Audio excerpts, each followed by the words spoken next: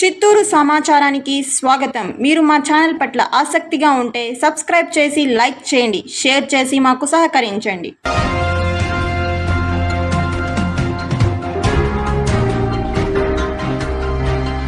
చిత్తూరు మాపాక్షి గ్రామం నందు నూతనంగా నిర్మించిన పట్టణ ప్రాథమిక ఆరోగ్య కేంద్రాన్ని చిత్తూరు ఎమ్మెల్యే గురుజాల జగన్మోహన్ లాంఛనంగా ప్రారంభించారు. ఈ సందర్భంగా ఆయన మాట్లాడుతూ కూటమి ప్రభుత్వం ప్రజలకు మెరుగైన ఆరోగ్య సేవలు అందించాలనే సదుద్దేశంతో కృషి చేస్తోందని ఆయన తెలిపారు.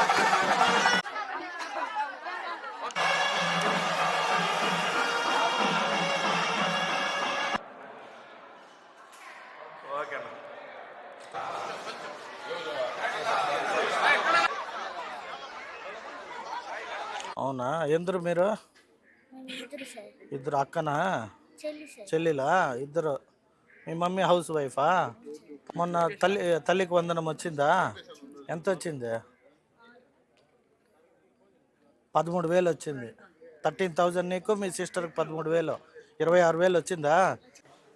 కోడిగుడ్డు, ముల్లంగి సాంబారు,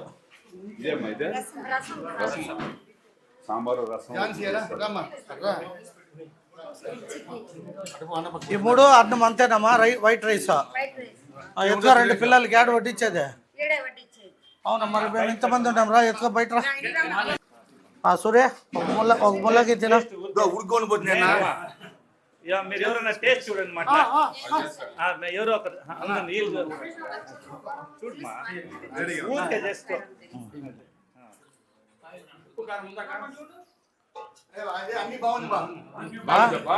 జ్యోతిరెడ్డి మెమోరియల్ ట్రస్ట్ ఆధ్వర్యంలో జ్యోతిరెడ్డి వర్ధంతిని చిత్తూరు నగరంలో ఘనంగా నిర్వహించారు.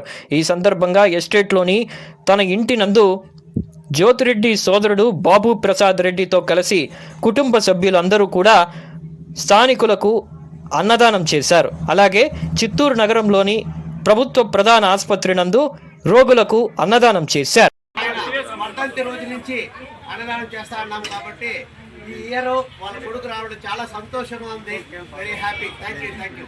ఆంధ్రప్రదేశ్ రాష్ట్ర సాధన కోసం తన ప్రాణాలను అర్పించిన అమరజీవి పొట్టి శ్రీరాములు 73వ వర్ధంతిని చిత్తూరులో ఘనంగా నిర్వహించారు. ఈ సందర్భంగా స్థానిక గంగినేని చెరువు వద్దనున్న ఆయన విగ్రహానికి పలువురు నాయకులు పూలమాలలు వేసి ఘన నివాళులను సమర్పించారు.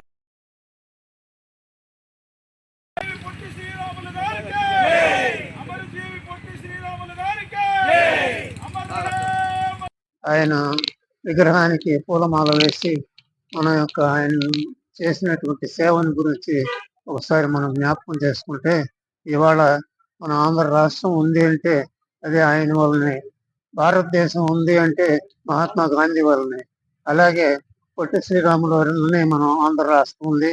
ఇవాళ మంత్రులు మిగిలిన అందరూ కూడా ఈ అధికారం ఆంధ్రదేశాన్ని అనుభవిస్తున్నారు. కానీ ఆయన లేకుంటే వీళ్ళంతా ఎక్కడ ఉండేవాళ్ళు? కాబట్టి ఆయన్ని మనం అంతా కూడా గౌరవించాల. రాష్ట్రం కూడా మన రాష్ట్ర ముఖ్యమంత్రి గారు కూడా ఇవాళ ఆయనకు శ్రద్ధాంజలి జరుపుతున్నారు. మనం ఈ విగ్రహానికి మనందరూ అనేక మంది ఇక్కడ వచ్చారు. వారంతా కూడా ఆయనకు జోహార్లు అర్పిస్తున్నారు. మనం అలాగే ఆయన్ని గుర్తుపెట్టుకొని మనం సంవత్సరం కలవాలని ఆలోచిస్తూ అందరినీ ఇవాళ కలుసుకొని మనం ఆయనకి నివాళులు అర్పిస్తున్నాం. చాలా ప్రాముఖ్యమైన రోజు. మనకు పొట్టి శ్రీరాములు గారు ఎంత కష్టపడి ప్రాణత్యాగం చేసి, ఇందాక అందరూ వక్తలు చెప్పినట్లు మద్రాసీలు సాంబార్లు అనే పేరు కాకుండా మాకు సపరేట్ భాషా ప్రయుక్త ప్రాతిపదికలో మాకు సపరేట్ రాష్ట్రం కావాలి అని చెప్పి అడిగి ఎవరు పట్టించుకోకపోతే నిరాహార దీక్ష చేసి ఈ రాష్ట్రాన్ని సాధించి పెట్టారు. ప్రజాస్వామ్యం తర్వాత ప్రజాస్వామ్యం కోసమని, ఫ్రీడమ్ కోసం అనేసి మనం బ్రిటిషర్ దగ్గర ఫైట్ చేసి ఎంతో మంది ప్రాణత్యాగాలు చేసిన తర్వాత ఫ్రీడమ్ వస్తే, ఆ స్వాతంత్ర్యము అప్పుడు మన ప్రభుత్వాలు మన అధికారాలే. ఆయన నిరాహార దీక్ష చేస్తూ ఉంటే రోజు రోజుకు ఆయన ఆరోగ్యం క్షీణించిపోతూ ఉంటే పట్టించుకోకపోవడం అనేది చాలా బాధాకరమైన విషయం. అది ఈ రోజు కూడా బాధ అనిపిస్తుంది అందరికీ, ఎన్ని కారణాలు ఉన్నా కూడా. సరే, ఆయన త్యాగ ఫలితంగా తెలుగు రాష్ట్రం అనేది ఏర్పడింది. దానికి ఆయన సేవలను, ఆయన మరణాన్ని, ఆయన త్యాగాన్ని మనం గుర్తించుకొని ఆయన అడుగు జాడలో మనం నడవాలి. ఆయన ఉత్తమ లక్షణాలు అవన్నీ మనం పాటించాలి. రెండవది, ఇప్పుడు ఈ రాష్ట్రం నుంచి మళ్ళీ తెలంగాణ డివైడ్ అయింది. ఈ రోజు ఆయన విగ్రహము ఆంధ్రుడు అనే లెక్కలో ఆయన విగ్రహాన్ని అక్కడ ప్రతిష్ఠించడానికి ఒప్పుకుంటారో లేదో, లేకుంటే ఆంధ్ర వాళ్ళందరూ తీసేయాలంటారో తెలియదు. అది వాళ్ళ విజ్ఞతకు వదిలేస్తున్నాము. కొత్తగా వింటున్నాము. బాలసుబ్రహ్మణ్యము వాళ్ళ విగ్రహాలు పెట్టకూడదని అంటున్నారు. నేను ఒక్కటే విజ్ఞప్తి చేస్తాను, ఆయన పాటలు వినకుండా ఉండగలుగుతారా తెలంగాణ ప్రజలు? అవన్నీ తప్పు భావనలు. తెలుగువారంటే తెలుగువారే. ఏదో అన్నదమ్ముల మధ్య చిన్న చిన్న సమస్యలు ఉండొచ్చు, గౌరవంగా విడిపోయినాము, కలిసిమెలిసి బతుకుతున్నాము. దానిలో ఎలాంటి వాళ్ళైనా కానీ నాయకులు ఎవరైనా కూడా కానీ విభాగాలు సృష్టించకూడదు. పొట్టి శ్రీరాములు గారిని ఆదర్శంగా తీసుకొని మనం తెలుగు ప్రజలు అనే మైండ్ పెట్టుకొని కలిసిమెలిసి ఉండాలి. ఇందాక వక్తలు చెప్పినట్లు ఆయన పేరుతో త్వరలో రాష్ట్ర వ్యాప్తంగా ఉత్తమ సేవలు అందించిన వారికి ఆయన పేరుతో పురస్కారాలు అందించడానికి కూడా మేము ప్లాన్ చేస్తాము కమిటీ తరఫున. ఈ అవకాశం ఇచ్చిన ధన్యవాదాలు. 73వ వర్ధంతి సందర్భంగా మనము ఇక్కడ అందరూ కలుసుకోవడం జరుగుతుంది. పొట్టి శ్రీరాములు గారు ఆంధ్రుల గౌరవం కాపాడుకోవాలని, ఆంధ్రుల హక్కులని కాపాడుకోవాలని మన వాళ్ళంతా మెదరాసీలు అనేసి పిలిచేవారు అనమాట. ఆ కాలంలో ప్రెసిడెన్సీ ఏరియా అని పిలిచేది. కర్ణాటక కానీ, తెలంగాణ కానీ, ఆంధ్ర కానీ, తమిళనాడు కానీ ఉమ్మడి రాష్ట్రంగా ఉన్న పీరియడ్లో వారు మన వాళ్ళంతా మద్రాసీలు అని పిలిచేది. దాన్ని పోగొట్టాలని, ఆంధ్రుల గౌరవం కాపాడాలని 58 రోజులు అసలు మానవులు ఎవరు చేయలేని కార్యాన్ని మన అందరూ కొరకు ప్రాణత్యాగం చేసిన పొట్టి శ్రీరాములు గారిని ఈ రోజు మనం స్మరించుకోవడము నిజంగా కూడా చాలా మనకు గర్వంగా ఉంటుంది. వారు నిరాడంబరంగా బతికినారు, నిష్కలంగా బతికినారు, ఒక నిబద్ధతతో బ్రతికి ఆదర్శాలు చూపించినారు అన్నమాట. మనము కూడా నైతికంగా వారిని తలుచుకుంటూ వారి ఆశయ సాధన కోసం మరియు వారు బ్రతికిన విధానంని మనం మర్చిపోకుండా కొన్నైనా మనం పాటించేదానికి ప్రతిదినము మనము చూడాలని కోరుకుంటున్నాం. తర్వాత ఈ దేశానికి మహాత్మా గాంధీని జాతిపిత అని పిలుస్తారు.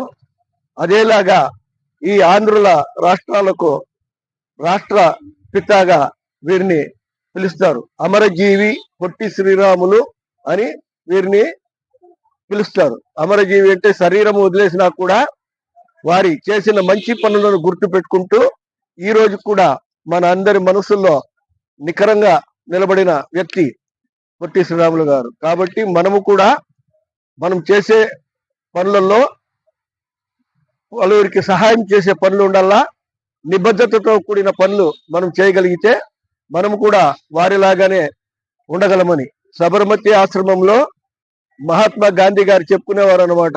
నాకు పొట్టి శ్రీరాములు లాంటి ఒక 10 మంది కార్యదక్షత కలిగిన వాళ్ళు దొరికితే ఈ భారతదేశానికి 1 సంవత్సరంలో నేను స్వాతంత్రం తీసి ఇవ్వగలను అని.